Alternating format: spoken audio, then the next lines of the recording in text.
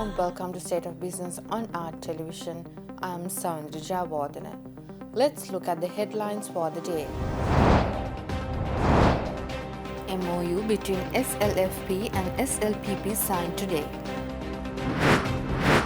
Maiden campaign rally of New Democratic Front kicked off. News in detail.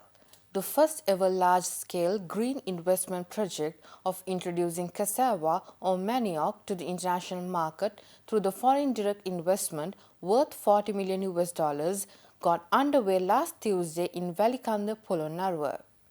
One of the known agri-farmer companies in the country, Starch Industries Private Limited, in collaboration with Grama Shakti People Movement, launched the first ever large-scale green investment project of introducing cassava to the international market. Starch Industries, based in Colombo with Scandinavian and Sri Lankan management, launched its cassava refining industry in Valikanda in the Polonnaruwa district, graced by President Maithripala Sirisena last Tuesday. Sweden-based starch manufacturer has selected Sri Lanka because the country has a long tradition of manioc cultivation and being an ideal location for growing cassava. The project will aim to produce value-added cassava products in Sri Lanka and create a large market for export. President Sirisena laid the foundation to set up a large-scale industrial complex to process cassava roots and refine them into tapioca starch, as well as processing cassava leaves into leaf extract powder and capsules. Now we will be bringing the latest updates of the political arena.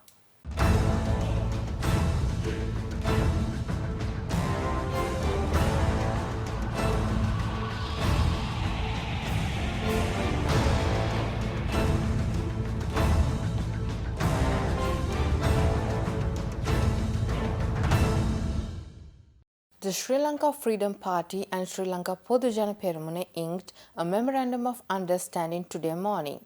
The MOU was signed by SLFP General Secretary Parliamentarian Dayasri Jayasekara and his SLPP equivalent Attorney at Law Sagara Karyavasam. The decision to sign the MOU was announced at a SLFP press briefing held yesterday to announce that it will back SLPP candidate Gotabaya Rajapaksa in the presidential election 2019. The ceremony of inking the MOU took place at the Sri Lanka Foundation Institute in Colombo today morning. Addressing the ceremony, Parliamentarian Dayasri Jayasekara noted that President Maithripala Sirisena, the SLFP Central Committee members, electoral organizers, Pradesh Sabha members and the supporters of the party agreed the union of the SLFP and the SLPP. He also noted that 27 policies were accorded by the two parties during several series of talks between both parties. Parliamentarian Dayasri Jayasekara also added that the SLFP and SLPP imbibe leftist politics and hence they decided to back SLPP in the presidential election 2019. SLPP chairman Professor G.L. Pires, national organizer Basil Rajapaksa, UPFA General Secretary Mahinda Amaravira, senior vice president of SLFP Nimal Siripala De Silva and many other parliamentarians attended the event. The initial campaign rally of the presidential candidate of New Democratic Front, Minister Sajith Premadasa, kicked off at Golfest Green today. The rally was held under the patronage of Prime Minister Ranil Wickremesinghe. Addressing the gathering, Prime Minister and leader of the United National Party, Ranil Wickremesinghe, explained how the inception for the development was laid by the United National Party. He explained how the open economy at Jaya Jayawardena's tenure elevated the economy and opened it for true globalization. He went on to say that a new resurgence would be brought to the rural sections under their new government. Meanwhile, the candidate of New Democratic Front, Sajith Premadasa, vowed to place professionals with expertise for the positions without giving priority to political affiliations. He reiterated that pressing issues such as youth unemployment, high cost of living, and inequality of the country will be wiped out if he becomes the president. Meanwhile, a total of 53,384 eligible citizens of the LPT Pradesh Sabha area will cast their votes tomorrow in the by-election to elect a new Pradesh Sabha. A total of 28 councillors will be elected at tomorrow's polls, of which 17 members will be elected according to electoral wards, while the rest will be chosen based on proportional representation as per the local government election laws. The LPT Pradesh Sabha elections had been delayed since 2018 after the Supreme Court issued an interim injunction preventing the poll, when one of the contesting parties filed action against the non-recognition of its nomination papers. At the conclusion of the case on the 30th of August this year, Supreme Court issued an order quashing the Gaul District Returning Officer's decision to reject the petitioner, Democratic United National Front's nomination papers. The Supreme Court ordered the Elections Commission to hold the election for the LPT Pradesh Sabha without any further delay. According to the court order, 5 recognized political parties, namely the United National Party, United People's Freedom Alliance, Sri Lanka Podujana Peramuna, Democratic United National Front, and Janata Vimukti Peramuna, are contesting the local government elections in Alpitia. Propaganda campaigns for the LPT Pradesh Sabha election ended by Tuesday midnight, and postal voting took place on the 30th of last month. The Election Commission announced that an extra date was also given for the voters who failed to vote on that day. Accordingly, 53,384 eligible voters will cast their votes at 47 polling centers, where the counting of votes will also be carried out after voting ends at 4 p.m. and the final result will be released at the Chief Election Monitoring Center located at the LPT Vocational Training Institute. Stay tuned for more news after this break.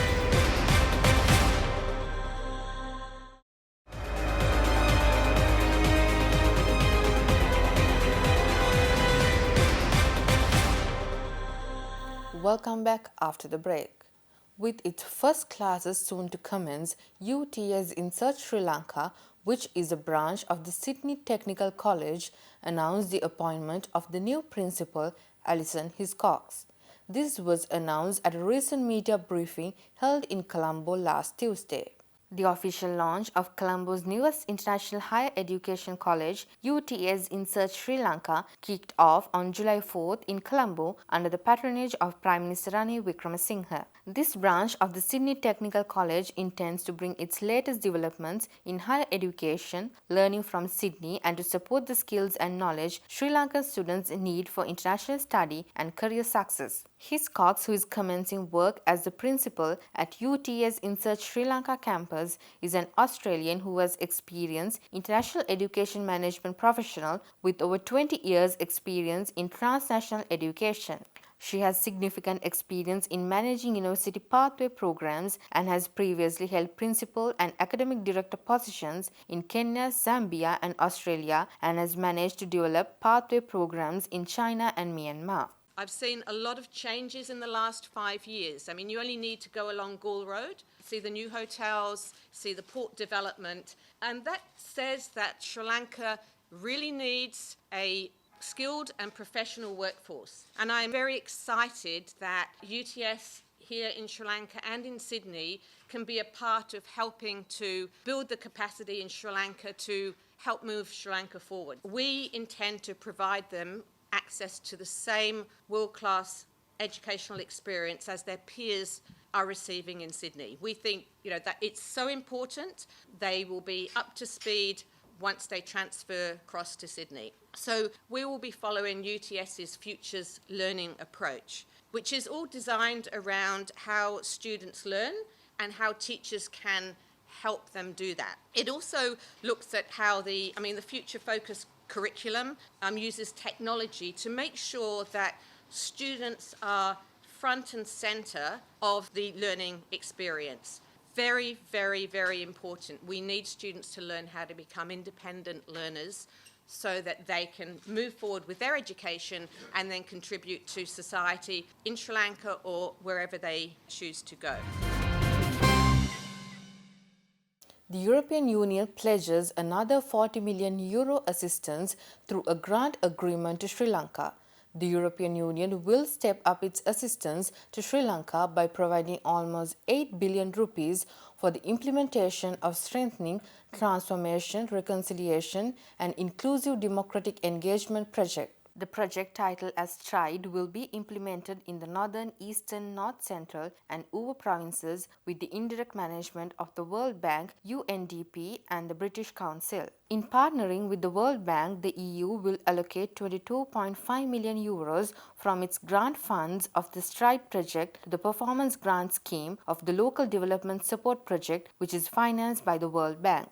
Local Development Support Project aims to support development in war-affected and lagging provinces, improve coordination in local service delivery, and promote economic opportunities, inclusiveness, and social cohesion. The EU will provide 10 million euros under the STRIDE project for financing the capacity development of local authorities and communities to plan and manage above-performance grants initiatives. Local mediation boards will also be strengthened under the project, focusing on effective judicial processes and improving the mediation mechanisms. The agreement signing took place yesterday in Colombo. Addressing a recent public platform titled Navigating Through Challenging Economic Times, Attorney at Law Dr. Asanga Gunawansa mentions that the right balance among environmental, social, and economic imperatives will ensure the sustainability of a business. As an entrepreneur, when you embark on a business, you have a vision, you have an idea, now you need to implement it. My advice is take a very careful look of the surrounding environment. What I mean by the surrounding environment is there will be legal concerns, the legal environment that you need, legal and the regulatory environment that you need to look at, the political climate, the social concerns, very important, cultural concerns. We are in an Asian country. I have seen some businesses going down the drain because they have not taken into consideration the social and the cultural concerns. If you want to do business, you have to stay in. So look at the sustainability of it. What is sustainability? A lot of people think that sustainability is going green, and that's wrong. That's one part of the interpretation. If you look at the real interpretation of sustainability, it's how to make the right balance between the environmental concerns, the social concerns, and the economic needs. If you can make the right match between or right mix between these three, then your business will be sustainable. Stay tuned for stock updates after this break.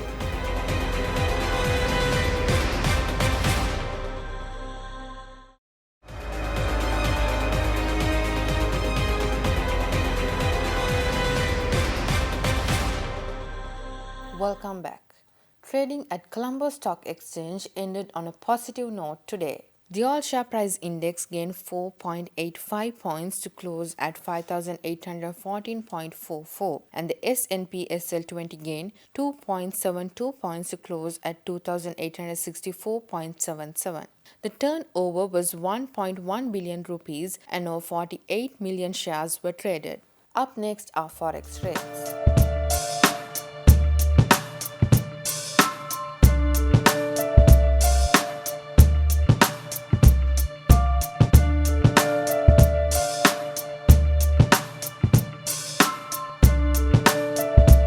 That's all news for today. Do join us tomorrow with State of Business. Until then, take care. Good night.